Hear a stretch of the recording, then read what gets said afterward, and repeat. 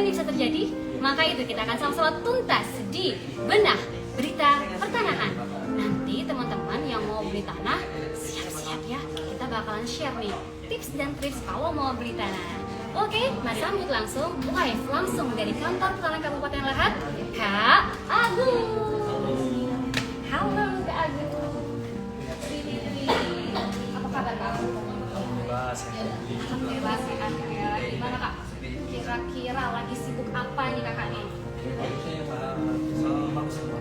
Saya kebetulan di bidang pengadaan tanah di dalam pelaksanaan kegiatan kami itu mengenai ada kegiatan pembaruan zona nilai tanah.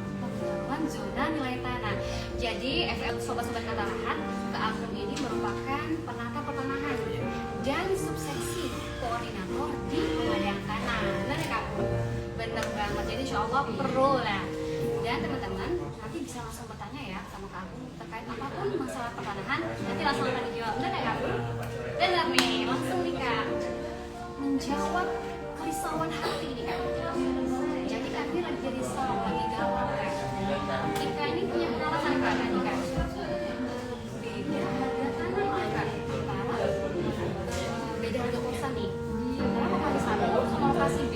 Terus juga Kak, jadi pernah mau beli tanah nih Kak di sebuah lokasi di daerah Lahat, itu harganya tinggi Kak.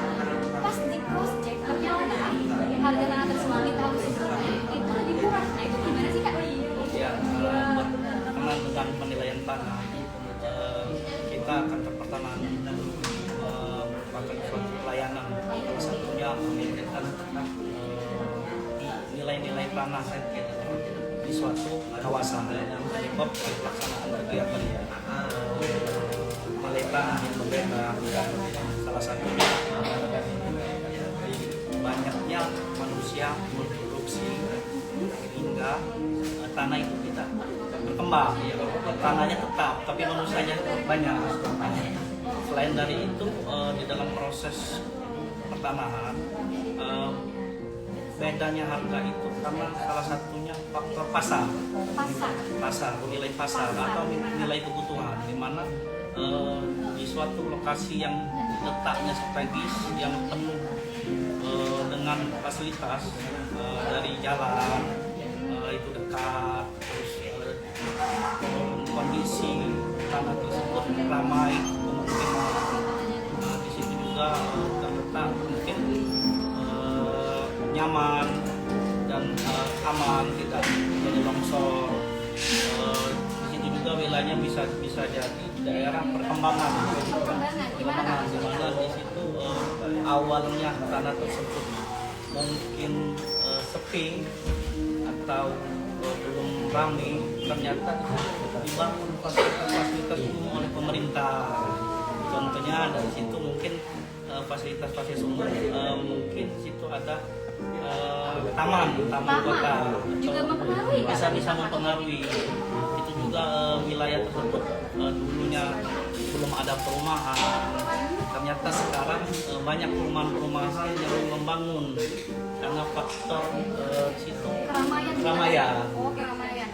Bahkan kalau ada kasus nih Kak, dia tuh bertanya jauh dari fasilitas umum, jauh dari transportasi, tapi harganya tinggi. Nah, kira-kira itu apa yang mempengaruhi harga tanah jadi tinggi Pak? Di situ banyak penyebab mengenai penilaian tanah ini. Salah satu yang kegiatan yang sangat bagus, kita memberikan informasi di mana tanah untuk kegiatan penilaian ini banyak faktor. Yang pertama, kegiatan ini mungkin masyarakat masih belum tahu di daerah tersebut bisa jadi menjadi ibu kota atau ibu kota negara. Kebetulan kita Kabupaten Lahat juga mau begitu juga pembangunan kota. Mungkin di situ ada perencanaan kota. Nah, di sana kebetulan yang dulunya tanah pun lahan kosong itu direncanakan kemungkinan besar makan menjadi perkantoran. Wih, spill nih buat teman-teman di Instagram. Coba kita lihat berapa sih yang ada yang nonton nih buat teman-teman lagi Instagram, kita lihat nih. Hai Kak Andra.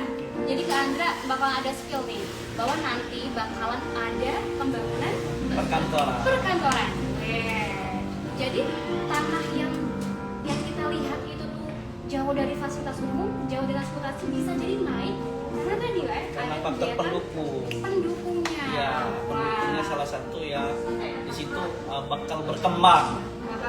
Ya, dengan dulunya mungkin atau sekarang belum. Nanti setelah pembangunan kota tersebut, maka nilai-nilai tanah itu nilainya akan tinggi. Oh, jadi bakalan tinggi. Ya. Boleh spill dong Kak Agung. Sekarang kalau kita mau nemuin nilai tanah itu berapa lama sih kalau kantoran itu biasanya kerjasama sama siapa sih Pak? Oh, kalau kegiatan mengenai penilaian tanah, kebetulan di dalam pelaksanaan yang dilaksanakan pembuatan awalnya itu di kegiatan dari pusat. Pusat dari Ya, yang melaksanakan kegiatan merupakan kantor wilayah di bidang pengadaan tanah. Kita di kantor pertanahan ini mengupdate data tersebut, maka data-data zona nilai tanah itu terupdate, bisa diupdate di dalam 2 tahun sekali. Berarti nggak setiap tahun itu harga tanah sama? Enggak mesti, bisa jadi tiap tahun harga tanah itu meningkat harganya. Nih Kak, kira-kira ya buat tips dan triks teman-teman yang mungkin ada yang mau beli tanah. Sebelum beli nih, kira-kira kita apa sih yang harus kita lakuin sebelum beli tanah? Apa yang harus diperhatiin? Apa yang harus kita lihat dari tanah tersebut Kak? Ya, yang pertama biasanya dari surat-surat tanah. Jadi sebelum kita membeli tanah, kita pastikan terlebih dahulu dokumen tanahnya. Karena suatu kepemilikan tanah harus ada surat tanah atau yang bisa membuktikan. Ya, salah satu ya bukti otentik. Apa asal usulnya didapat dari hibah, waris, atau asal usulnya dia dapat dari jual beli. Karena di dalam pembuktian kepemilikan tanah itu harus dibuktikan dengan bukti otentik. Bukti otentik sekali lagi berarti sertifikat kan tanah. Faktor dokumen tanah tersebut bisa menjadi salah satu faktor nilai tanah juga. Jadi dengan nilai tanah yang belum bersurat, dengan ada yang bersurat ataupun yang sudah bersertifikat, untuk nilai tanahnya itu bisa berpengaruh, baik itu di dalam kita untuk pinjam ke bank atau mensekolahkan. Kalau pinjam kita sekarang ini sekolah. Oh berarti Kak, kalau kita punya sertifikat mau jual tanah itu lebih naik harganya. Lebih naik harganya. Berarti betul kalau sekarang masih ada surat jual beli atau apa belum sertifikat kan, segera sertifikat karena apa Kak? Ya, lebih tinggi harganya. Dan bisa menjamin kepastian hukum. Bener banget, bisa menjamin kepastian hukum. Nah sobat kira-kira mau tanya, jangan lupa komen aja di Instagram live kita. Mau tanya apapun, nanti narasumber kita bakalan share nih kira-kira jawabannya apa. Pokoknya tentang pertanyaan silakan tanya aja kita. Oke nih Bapak, Kak kita ketahukan Kak, bisa nggak sih Kak kalau nilai tanah itu turun? Bisa terjadi karena di suatu kawasan tersebut bisa mengenai tanahnya, mungkin di situ wilayahnya banjir atau tanah longsor ya, karena kontur tanah ini bisa mempengaruhi suatu nilai tanah di mana pada saat itu mungkin belum ada banjir, ternyata tahun ini 2 minggu 3 minggu banjir, dan setiap bulan banjir, mungkin nilai tanah tersebut bisa berpengaruh dengan turun, atau di situ bisa jadi daerah rawan longsor. Jadi bencana untuk kenyamanan dari masyarakat juga pun bisa mempengaruhi, karena kenyamanan di dalam bertempat tinggal atau kita dalam berniat mau membangun rumah itu harus dipastikan dulu posisi tanah tersebut berbahaya atau tidak. Jadi kalau misalnya kita mau beli tanah pun kayaknya kita harus lihat lokasi tanah Pak? Ya, pastikan dulu lokasi tanah tersebut. Yang pertama kontur tanahnya. Kontur tanahnya. Iya. Oh, satu ya teman-teman nih. Iya. Instagram kalau mau beli tanah, pertama pastikan Kontur tanahnya. Oke, next Kak. Yang kedua, pastikan bahwa di dalam memilih tanah itu tidak dekat dengan aliran sungai. Oh, jadi kalau dikit bukannya kayak bagus dong dekat aliran sungai, jadi kayak ada pemandian. Iya, Tapi memang. malah jangan ya? Ya, karena di dalam pelaksanaan kita pemerintah di daerah dekat aliran sungai itu ada peraturan dari PUPR yang menyatakan bahwa daerah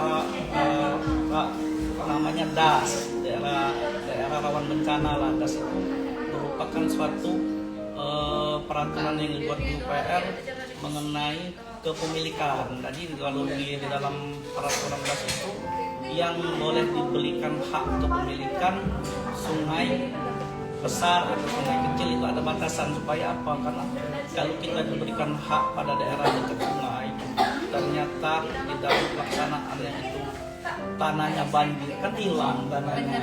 Itu yang pemerintah memang membuat tanah itu rugi belinya. Tadi kontur tanah, yang kedua jangan terlalu dekat sama sumber perairan. Perairan. Yang ketiga kalau bisa dilihat tanah tersebut ketinggiannya longsor atau tidak, atau posisi tanah tersebut tanahnya beribarat bahasa kita tuh rawan bencana atau tidak. bencana. Jadi takutnya rawan bencana juga Iya. ya Pak Dita ya. Oke siap Kak. Terus kira-kira Kak, kalau kita mau beli tanah nih, kalau kita mau lihat zona nilai tanah di daerah ini sama daerah ini itu gimana Pak? Bisa langsung ke kantor pertanahan. Ya, langsung ke kantor daftarkan di loket, ada informasi mengenai zona nilai tanah. Wah, jadi sobat, tolong dinotis bareng-bareng. Kalau sobat mau tahu harga tanah di daerah ini berapa, mau tahu di desa ini berapa, terus di kecamatannya ini berapa, datang ke kantor pertanahan Kabupaten Lahat.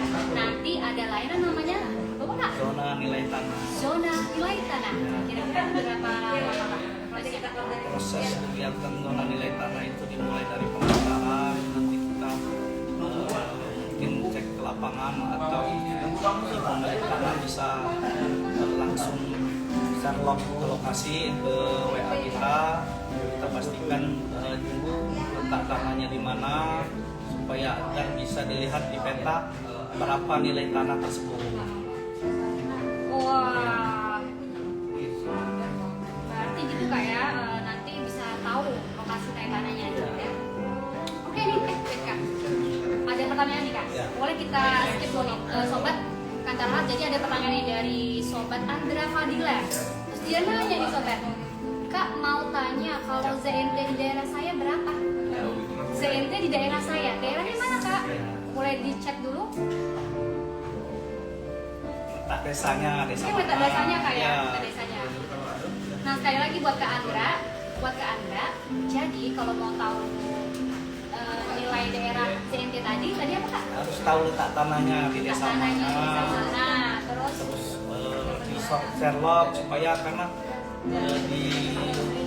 untuk penilaian tanah ini semakin dia pengaruh karena di mana dia tanah tersebut letaknya di depan jalan nilainya tinggi, yang tidak ada jalan juga mungkin nilainya akan lebih rendah karena mengenai fasilitas yang umum yang diberikan.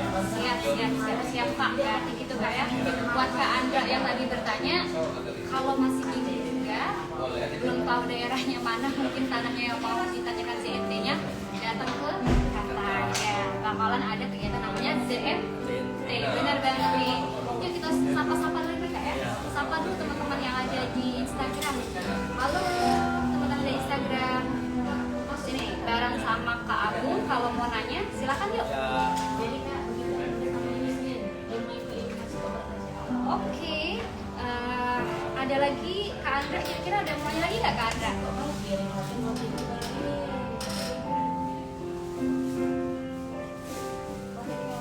Oke, hai selamat datang buat yang baru gabung. Kita bakalan share tentang CNT nih. CNT namanya apa tadi Kak? Zona nilai tanah. Zona nilai tanah.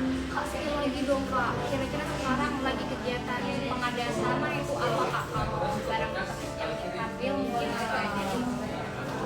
kecamatan kita dari Kanwil itu kebetulan setelah dilaksanakan penilaian zona nilai tanah terdapat beberapa kecamatan yang diupdate. Salah satu kecamatannya dari area Kikin, ya untuk kecamatan Kikin, kecamatan Pulau Pinang, Umay, kecamatan Merapi, kita juga kecamatan Lahat Selatan. Berarti akan dilakukan zona Nilai tanah yang dinilai oleh dari tim dari Kanwil. di spill lagi nih sama Kak Agung. Jadi spill lagi nih kira-kira desa mana saja yang bakalan di zona nilai tanah. Tadi boleh di-share lagi Kak biar teman-teman tahu. Pertama, dari kecamatan dari Umay, kecamatan dari Kikin, dari kecamatan Lahat dan kecamatan Merapi, dan Lahat Selatan. Oke siap Kak. Kak, ada yang tanya lagi nih Kak. Dari sobat-sobat di Instagram. Kira-kira gini Kak, zona nilai tanah biasanya dipengaruhi oleh apa Kak? Oh ya, zona nilai tanah itu dipengaruhi ada beberapa sebab. Yang pertama yaitu infrastruktur. Ya, di mana letak tanah yang letaknya strategis atau daerah perkotaan itu nilainya lebih tinggi. Lebih tinggi. Wah, tadi Kak Aulia, jadi tadi Kak, instruktur sama apa lagi Kak? Terus letak tanahnya di daerah perkotaan, ramai dari perumahan, terus di situ mungkin di situ daerah pertokohan. Iya, itu nilainya berbeda-beda. Karena semakin faktor pendukungnya semakin banyak, maka nilai tanah itu akan semakin tinggi. Wah, buat Kak Aulia, wah dapat semangat Pak dari ibu kakak boleh nih. Semangat Bu. Siap Ibu. Jadi nih buat Mbak Aulia tadi zona nilai tanah biasanya dipengaruhi apa tadi Kak ya? Ada faktornya. Jadi kira-kira tanah aku kok mahalnya nih, kok tanah teman aku kok murahnya, ternyata itu tadi ada sebabnya. Siap Kak. Dan alhamdulillah kira-kira ada yang tanya nggak kira-kira? Tuh teman-teman, memang ada banyak faktor tadi kayak ZNT ini kan? ZNT ini bisa dipakai untuk nilai ganti rugi. Ganti kerugian. Itu juga untuk sebagai acuan dari pemerintah daerah sebagai penetapan NJUP. NJUP, apa tuh Kak NJUP? NJUP itu harga nilai pasar dari suatu kawasan tersebut. Oh berarti kawasan itu tuh NJUP-nya bisa tinggi, ataupun bisa rendah, hasil dari kegiatan zona? Iya, dari zona nilai tanah. Zona nilai tanah. Oke siap nih, buat sobat-sobat terima kasih banyak. Mungkin kita bakalan share lagi tentang berita pertanahan alias benah nanti bareng beberapa narasumber lain. Dan terima kasih buat Kak Agung atas ilmunya, atas sharingnya tentang berita pertanahan. Nanti teman-teman akan ada kuis nih, kuis dari teman-teman tim Kantalahat terkait live kita hari ini. Jadi teman-teman yang udah pantengin kita hari ini jangan lupa jawab di kuisnya, nanti bakalan dapet gift yang menarik banget ya insyaallah. Ada yang komen Min. Oh ada yang komen. Ada yang bertanya. Min, bagaimana cara mengetahui bahwa status tanah dan zona tanah? Oh gimana nih Kak? Cara mengetahui bahwa status nilai tanah dan zona nilai tanah statusnya? Bisa di dalam pelaksanaan kita di pelayanan perkantoran nanti silakan datang ke kantor. Ya, nanti diberikan informasi. Nanti informasi itu bisa didapat dengan melaksanakan kegiatan di layanan. Di layanan. Nah, buat Kak Sela yang tanya ini tentang bagaimana cara mengetahui status tanah dan zona nilai tanah itu Kak, berarti nanti ayo datang ke Kantalahat. Ayo datang ke loket, nanti di loket kegiatan informasi zona nilai tanah. Zona nilai tanah, sekali lagi jangan lupa ZNT. Baik, wah ada semangatnya dari Kak Jen. Kantalahat melayani dengan senang hati, Masya Allah. Siap. Kami akan terus melayani dengan profesional. Saya percaya. Profesional. terpercaya. Oke, Ya. terima kasih buat sobat-sobat. Sobat-sobat, pastikan tanah Anda sudah bersertifikat, karena di dalam kepemilikan tanah itu sertifikat merupakan hak yang paling tertinggi yang diakui oleh negara. Maka kita sebagai warga negara yang baik wajib mendaftarkan tanahnya melalui kegiatan pendaftaran tanah, pensertifikan tanah. Pensertifikan tanah juga itu banyak, ada yang melalui permohonan tersendiri, ada yang melalui proyek-proyek pemerintah yang secara real, bahwa pemerintah ini langsung terjun ke lapangan memberikan fasilitas kemudahan, di mana banyak proyek-proyek strategis seperti PTSL, PTSL 2024, ada namanya itu nanti transmigrasi. transmigrasi itu apa? Transmigrasi itu merupakan kegiatan pensertifikatan tanah-tanah di atas tanah transmigrasi yang didanai oleh APBD negara, khususnya antar sektor. Kita pertanahan sama dari Kementerian Transmigrasi mendata, kita laksanakan pensertifikatan melalui proyek transmigrasi. Oke, siap. Keren banget deh. Nah, informasinya insya Allah fungsi buat kita, karena kita bakalan kalau teman-teman yang mau beli tanah, pastiin jangan beli tanahnya, pastiin juga dokumennya. Pokoknya datang aja ke Tantala, insya Allah. Nih teman-teman, Kak Noval di sini, Kak Ayu sama Kak Riri, insya Allah akan sepenuh hati, sepenuh cinta ya, untuk melayani Bapak Ibu sobat-sobat sekalian. Oke, Kak, Mas. ini ada pertanyaan dari Kak Andika. Gimana, Mimin? Ini dari Kak Andika, izin bertanya. Maaf Bapak, mau tanya apa manfaat peta ZNT bagi masyarakat? Nah, Kak, apa sih manfaatnya, Kak? Ya, ini manfaat peta ZNT bagi masyarakat itu banyak. Ya, salah satu di dalam pelayanan kita ini memberikan informasi suatu nilai tanah di suatu wilayah desa tersebut, di mana nilai-nilai tanah ini bisa dimanfaatkan oleh masyarakat.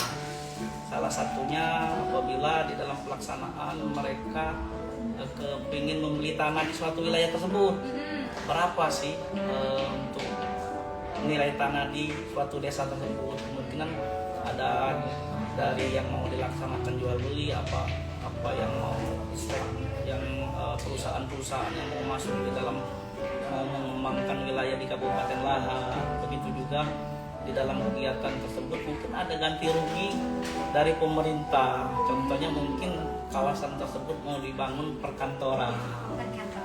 Oke, siap. Jadi tadi Kak ya, Ya. manfaatnya tadi adalah kita buat ngetahuin nilai tanah dari lokasi tersebut. Oke, tadi pertanyaan dari siapa, Kak? Dari siapa tadi? Pertanyaan dari Kak Andika Saputra. Kak Andika Saputra. Semangat pagi Kak Andika Saputra. Semangat Nanti pagi. kalau mau tahu tanahnya berapa kira-kira yang bisa dijual, Iya. ibaratnya tuh ya, langsung ke Kantalahan gitu. Benar Kak ya? Ya. Oke, apakah ada tanya lagi nih Kak? Kak Andra ada nggak tanya Kak ya? Ayo buat teman-teman yang ingin bertanya di live kita boleh komen-komen. Boleh komen atau mau kasih challenge mungkin. Iya. Di belakang itu siapa namanya Kak? Aku mau ya, boleh. Kita siap melayani dengan sepenuh hati. Benar Kak ya? Ya. Nih, jadi insya Allah kita akan melakukan pelayanan dari Senin sampai dengan Jumat jam berapa Kak? Jam 8 sampai dengan jam 3 sore kalau loket pelayanan, dan ada jam istirahat mungkin jam 12 sampai jam 1. Jadi sobat, apapun layanan pertanahan Anda, insya Allah kita akan layani secara profesional terpercaya, dan Sahwaka melayani profesional terpercaya. Iya, galak terbalik-balik. Iya. Iya, emangnya. Oke, ada lagi nggak Kak? Apa? Oke, siap. Apa Kak, ada tanggapan mungkin Kak? Tanggapan dari Kak Andika, terima kasih banyak Bapak atas tanggapannya sesudah menjawab pertanyaan dari Kak Andika Saputra. Oke, siap Kak. akhir acara. Ya. Nanti teman-teman kita bakalan ada lagi kegiatan kayak gini. Insya Allah teman-teman komen ya kira-kira mau apa sih yang kita angkat. Boleh mengenai harga tanah tadi udah nih. Apalagi kan kita tata cara pendaftaran tanah pertama kali. Ya. Apalagi ya kira-kira. Permasalahan mengenai sengketa tanah. Nah ini nih yang agak sensitif Iya. ya. Sengketa tanah ini nih. Ini nih nanti kalau misalnya ada sesi sengketa tanah jangan lupa teman-teman Iya. di notis pokoknya di pin jadwalnya kegiatannya nanti bakal kita share lagi tentang berita ketanahan. Baiklah teman-teman sekalian, mungkin yang dari akhir nanti bakalan di share tentang kuisnya. Terima kasih buat Kak Agung atas ilmunya Kak, atas materinya yang udah di share sama teman-teman di Instagram. Jangan lupa tetap nanti kalau ada live lagi kita bakalan gabung lagi di Benar Berita Pertanahan. Oke, terima kasih.